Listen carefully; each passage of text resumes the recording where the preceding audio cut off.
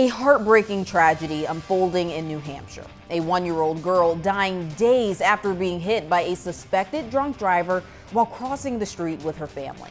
Police say the child was with her father and siblings when they were struck. Her 11-year-old sister was also injured and is still recovering in the hospital. Thank you for joining us. I'm Kennedi Walker, and I'll walk you through the details. You're watching Law and Crime. It was supposed to be a celebration, Rebecca's first birthday, a milestone marked with cake and balloons. Instead, it became the day she took her final breath. The balloons and teddy bears now sitting at the scene, not for her birthday, but part of a growing memorial for a life cut tragically short. On June 12th, Rebecca and her 11-year-old sister were walking to the park with their father and their other siblings when police say they were struck by a suspected drunk driver. According to Manchester police, Justin LaClair plowed into the family, reportedly sending the girls flying into the air and then left the scene. During LaClair's arraignment, the prosecutor reportedly said he is going at such a speed that when he crosses over one of the streets, the car actually goes airborne. That is the kind of speed he is going. First responders arrived to find both children suffering from serious injuries and rushed them to the hospital. Rebecca had an apparent broken neck and went into cardiac arrest 6 times before passing away. Her sister is still hospitalized, being treated for multiple broken bones. Moments after the crash, police say LaClair crashed again just a few blocks away and tried to walk away from the scene before being arrested. Investigators say the crash was captured on surveillance footage. In court, the 23-year-old was denied bail. Prosecutors say the footage speaks for itself. LaClair's defense pointed to his limited criminal record and that he has a family and children of his own, reportedly saying it's not someone with a history of speeding, with a history of lies, with a history of reckless driving. It's someone who, in his 23 years, has never had any violent past. He now faces several charges, including aggravated drinking while intoxicated, reckless conduct with a deadly weapon, and conduct after an accident. We're all celebrating for this little girl. We're all united, and this is what community is about. The community came together to mourn. A candlelit vigil was held in Rebecca's honor, marking what should have been her first birthday with flickering candles instead of birthday candles. At the vigil, Rebecca's father reportedly said through tears, "I tried to save you. Why take away my little girl? All we wanted to do was go to the park and play." And here to break down this story with me is criminal defense attorney and former prosecutor Jeremy Eldridge. Jeremy, thank you so much for coming on today. Thank you for having me. So let's just jump right in. I mean, what a sad story. A dad was walking with his kids to the park, and in an instant, one of his kids is now dead, another in the hospital. How do juries respond to cases like this?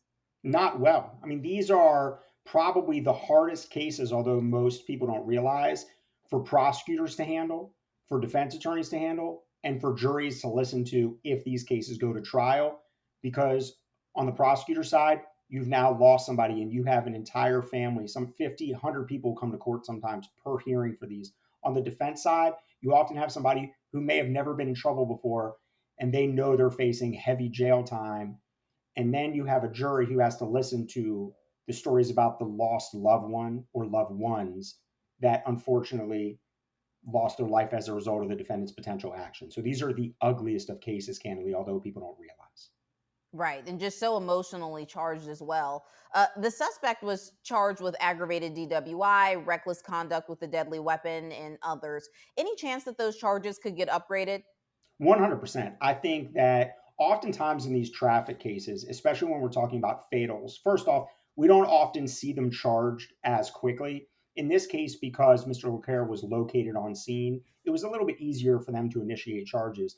But I wouldn't be surprised, especially given the death of the 1-year-old child, if we don't see an adjustment of charges. So all cases start in these municipal or lower courts. They end up getting moved to a higher court.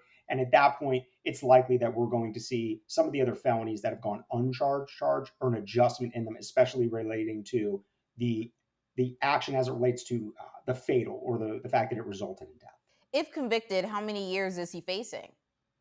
That's a great question. So on a normal aggravated DWI in New Hampshire, functions so much differently. Every state obviously has its own unique laws. But if you were in New Hampshire for a first time offense, you might be looking at 7 days or a minimum of 14 days. But when we're talking about a case involving death, then we get up to a maximum between 2 years and 7 years, depending on which charge that the prosecutor decides to use. And then also during plea negotiations, what charge can be agreed to. So he is looking at years in jail, but ultimately it will depend on what charge the prosecutor selects as far as negotiating or as far as pressing the case to trial. I want to thank Odoo for sponsoring this news package. Odoo is a powerful, all-in-one business software that helps you manage everything from sales to accounting and, yes, inventory. Their inventory dashboard makes it easy to track receipts, delivery orders, POS orders, and see what's waiting, late, or back ordered at a glance. You can pay for receipts, automate vendor reminders, and schedule deliveries all in just a few clicks. Plus, you get full warehouse management, the ability to set picking strategies, and real-time stock visibility. And the best part, Odoo's inventory app syncs seamlessly with your sales and e-commerce apps, so everything stays connected. So right now, you can get a free 15-day trial of Odoo's all-in-one business solution and see how it can make your life easier. Check it out at odoo.com/lcnewsinventory.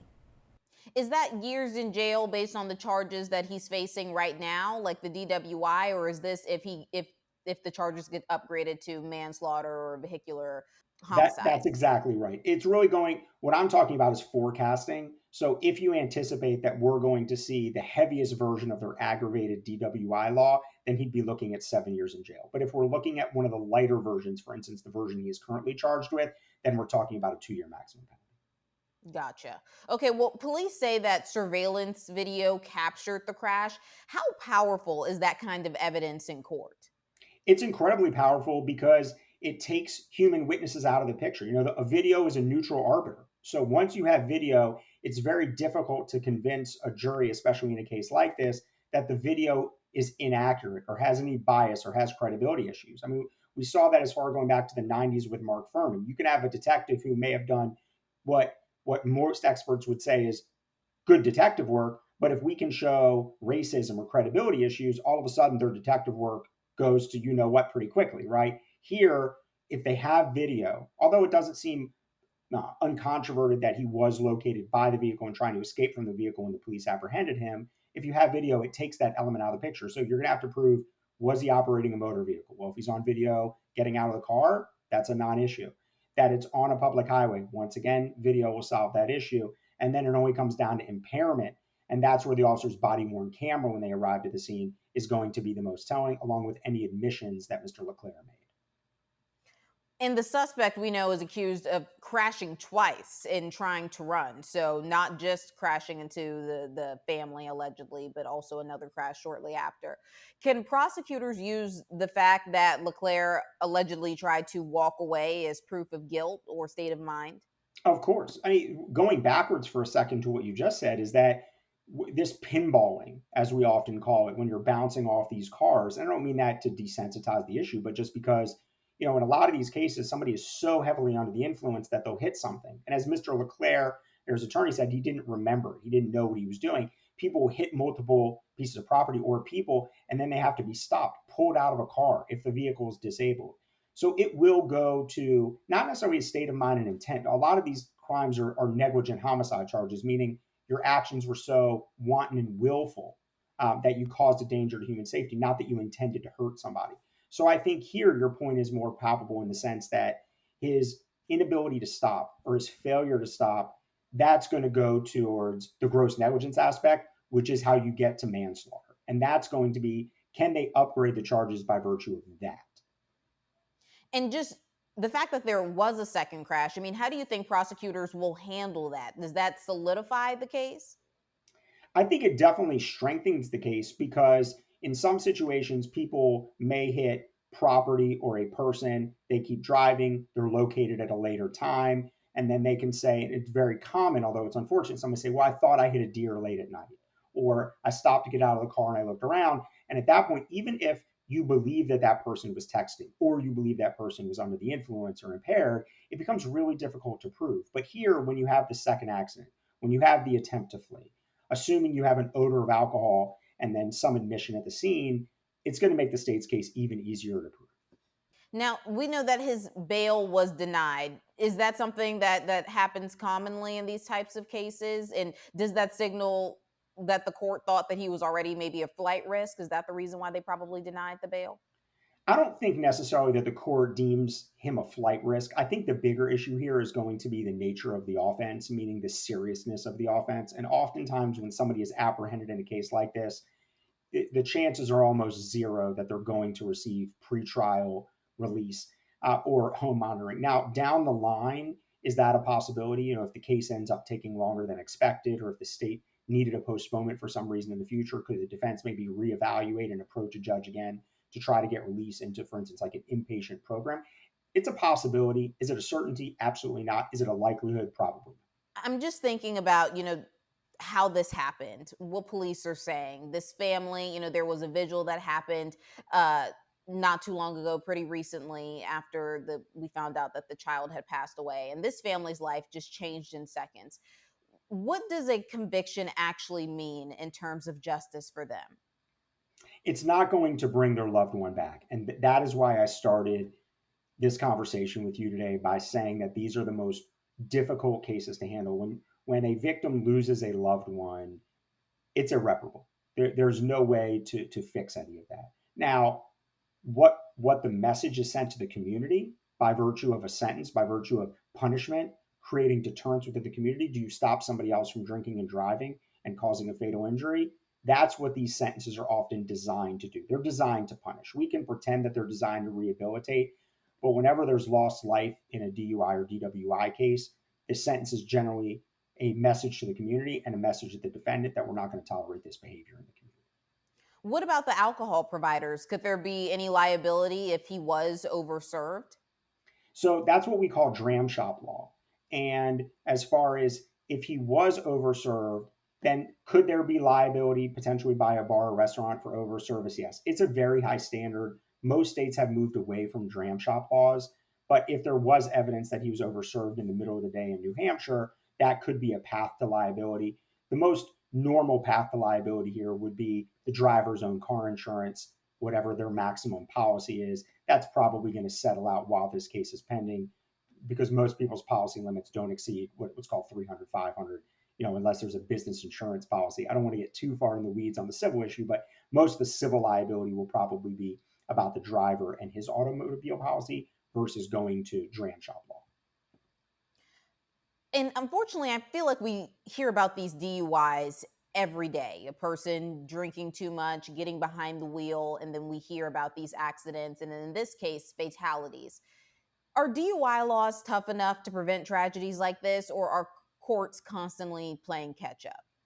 I don't actually think either of those two things are true. I think that, Mothers Against Drunk Driving, which is the largest lobby in the United States for drunk driving, they go to legislators in almost every state, and no one is lobbying against drunk driving laws. What you've really seen in most states is a response to tragedy by virtue of toughening the laws and continuing to toughen them. So, for instance, in Maryland, there was a police officer killed in Montgomery County, and we created Noah's Law. And what that did was it changed when you were supposed to have an interlock ignition device on your car, or how stiff some of the penalties were associated with DUIs. And so whenever we see a tragedy like this in a state, we always seem to see the laws toughen up. But frankly, as a former prosecutor who handled hundreds, if not 1,000 of these as a defense attorney for the last 15 plus years, handling the same, and I've handled a lot of fatals, 3 this year, the laws are never going to be tough enough in candor to stop somebody from drinking and driving. The question is, can you stop it from repeating with that individual? And can you send a strong enough of a message that maybe we don't find out about it and it stops somebody from drinking and driving? But candidly, this is one of those times where, you could make murder 2 life sentences and it's not going to stop people from murdering people. So it's just a matter of how you handle the case, how you send that message to the community, and does it reflect well upon the victim's family and how it's dealt with and how the case is managed.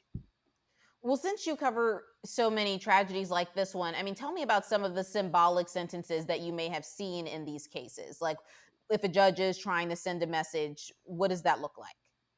Well, the first is, generally speaking, at a sentencing phase, whether the person went to trial and was found guilty or admitted guilt, you're going to see some fire and brimstone, right? you're going to see the judge talk about the loss of life. The real interesting thing about sentencing in these cases is, have I seen some sentences hit that 7 and 10 year mark? They 100% have, but most of those individuals had prior offenses, meaning they had prior DUIs or DWIs. There was a bishop in Maryland who was very high ranking within the Catholic Church who had 3 DUIs and rode over a cyclist, and she got 7 years. And so, generally speaking, when you see those stiffer sentences, they have priors. But with someone like Mr. LaClair who doesn't have a prior, what's really weird and troubling to some people is, you asked me about the penalties earlier. It's not the penalties that are too low, it's the sentencing guidelines. And so most state sentencing guidelines, as they address this charge, although it's serious, often range from probation to 18 months. And so it puts the judge in this very precarious position of saying, well, hold on, I don't want to stray too far from Maryland sentencing guidelines or from any state sentencing guidelines, and I have the discretion to go above, but is there a reason to go far above? So you see a lot of these 1 year, 18-month, or even with Henry Ruggs, the receiver from the Oakland Raiders that was just released and is on home confinement right now, you saw a 3 to 7 year sentence and he served 3 years, and that was his first offense. And so when you see these high-speed collisions or fatalities from alcohol, judges oftentimes have trouble dealing with somebody who may have never been in trouble before, may be a very productive member of society, may have lost everything and had another 50 family members sitting there about talking about how outside of their character it was. And so that's why these are so emotional and so difficult for judges to feel like they're not punishing people without considering rehabilitative, but also sending that message to the community. Well, if you were the suspect's defense attorney here, how do you even begin to build a strategy? Well, the case has two main parts, right? Your primary objective as a defense attorney is to see, can I beat the case? Like, are there issues with proof? Can the state prove its case beyond reasonable doubt as to each and every element of each and every charge, right? And that's what we're hired to do, and that's what we have to assess. And once you get all the evidence, and once you can decide whether there are evidentiary issues to challenge or whether the case merits having a trial, that's the first thing you have to educate the client about. At the same time, you're going down this other path, which is, how can I best negotiate for the client? What can I do while the case is pending to put the client in the best position possible? If your client's incarcerated, there may not be much to do, or detained pre-trial. If your client is out, oftentimes you're trying to put them in therapy, trying to find out why these things happened, if there was a drinking problem, trying to figure out whether there was any trauma that contributed to their poor judgment or poor decision-making on that night, which is something people may not want to acknowledge, but oftentimes people aren't drinking just because they're celebrating something. Somebody may have gone through some very real trauma. For instance, I represented someone who's the victim of severe sexual child abuse and had an issue with drinking, but had never been in trouble before and was drinking on that night because they were sad. It doesn't make it right. It doesn't fix the situation. But these situations are also a lot more complicated than anyone ever wants to acknowledge. And so here, my job is to try to prepare them. So if they're standing in front of a judge, if we lost a trial, if they're pleading, so that the judge can know who they are and to know that potentially this will never happen again, and to maybe not give them as harsh of a sentence as a lot of people may want or expect. And we know that this suspect has a family of his own that came from his own attorney when he was trying to negotiate bail, but bail was denied. Is it risky for the defense to highlight that Mr. LaClair has his own children, given what happened here, though? Not at all. I mean, first off, there was no chance. There was a 0% chance he was going to be released. It looked like he had a fairly younger public defender that was representing him, which is very common at the bail review stage. I think the weirder part of that hearing, having listened to it, was when Mr. LaClair asked when he could see his own family, which is a fairly common and I don't want to say reasonable request, but he's not going to see his family. I mean, if you're in jail, most jails have guidelines about when your family and friends can come visit you. And the fact that that question was asked in light of the circumstance was probably poor judgment by Mr. LaClair. And obviously he didn't understand how off color that comment may sound or how insensitive that comment may sound. But frankly, as a defense attorney, it was an understandable question. Right. And we know Mr. LaClair, he is charged with, or he had 2 children here. It's not just the baby that died, but also the baby's 11-year-old sister. She is still in the hospital. Could the sister testify? And if she did, I'm assuming that would just be devastating. She would be a devastating witness for the jury. Of course. I mean, well, not just that. I mean, the rest of the family was there. So, and it's not just identifying Mr. LaClair as the operator or driver of the vehicle. It's can you identify the vehicle itself? So the father who was able to save the other 3 family members from this tragedy while his other 2 children got hit, can the father identify the vehicle? Do they have other witnesses that were in the crosswalk or were close by that can identify the vehicle? And we haven't even gotten to the second crash where there are going to be yet even more witnesses that could say that he got out of the vehicle. I would hope as a defense attorney and former prosecutor, you don't want to have to call that 11-year-old. If I'm a defense attorney and my client wants a trial and I see that 11-year-old walk in, knowing that that 11-year-old can make a positive identification of my client, I shouldn't be having a trial in the first place. And so many cases like this resolve short of trial. But if that 11-year-old's walking into court, then either the state's asking for a sentence that the defendant doesn't find satisfactory and doesn't want to take as far as a plea, or there's some bad decision making going on. And we know that this, like how you mentioned, if they do call people, they can call several people that were there, family members that were also walking, anyone in the neighborhood that may have seen or heard anything. But what I was, just amazed to see is just the huge community response. There was a vigil and so many people came out. What impact, if any, might the community response have on this trial? This is where, when I talked about people coming to sentencing, that's where these vigils and the community involvement end up having an impact. Because when a circuit court judge sees 50 to 100 people sitting in a courtroom, whether they're friends, family, people that have been impacted. I handled one of these a year ago, and 150 people from the victim's church showed up to support. They got almost 1,000 letters from people that knew the victim. And so the judge could feel the impact of this man's loss of life to his community and sentenced him in commensurately, frankly. And so the more community involvement there is. Now, look, if no one shows up to court, the judge is still taking these cases ridiculously seriously. But when judges know that the community is there, that means there's probably media watching, and that's where you see a message sent to the community. Not to say it's an arcane or archaic sentence, but it's often a stiffer one than usual. What does a timeline look like here? How long could it take for this to go to trial? Or do you think that this could end with a plea deal? It's very likely. Most of cases like this honestly do, because they're not difficult to investigate. They're not difficult to prosecute, especially where the offender is located on scene. If he wasn't located on scene and there was a proof issue as to who was driving the vehicle or time or whether they were impaired, those cases are much more difficult to prosecute. But a case where he's found down the street, I believe that he may have made an admission there. And it's important to know, when I keep mentioning this admission, that Miranda is not applicable to DUI stops. And so a lot of people think when they get pulled over for DUI, oh, I'm entitled to Miranda before you ask me if I'm drinking. And that's not what the law is. And so if he made an admission, it's not going to be covered by Miranda, most likely, depending on the nature of how that confession was elicited. And so if this case resolves, it's likely going to resolve short of trial, probably in the year to 18-month span, is my guess. And the plea deal, what could that look like? I mean, obviously everyone is different, but if he's looking at 7 years, could it get pled down to 5? Like, how does that go? Usually there's a range. So for instance, in New Hampshire, there are some what are called mandatory minimum sentences, insofar as for first-time offenses, there are where you have to serve 7 days or you have to serve 30 days. There are some mandatory minimum sentences that are imposed here. So at a minimum, we know there's going to be jail time, although that sounds very small, involving a short amount of time regarding a fatal.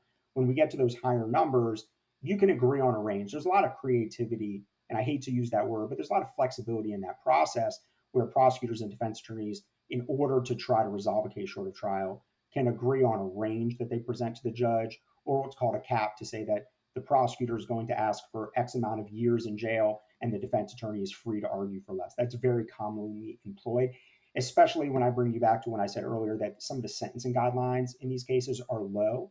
And so prosecutors tend to ask for sentences way above the guidelines because it's commonly known and believed that the guidelines are artificially low and they should be adjusted, and the judges know that. So usually you try to agree on a range so that everyone has some level of certainty to know what the possible range is that the judge could sentence between. Otherwise, they could just go in and say, well, I'm going to ask for X and you can ask for Y, and the judge is going to make that decision.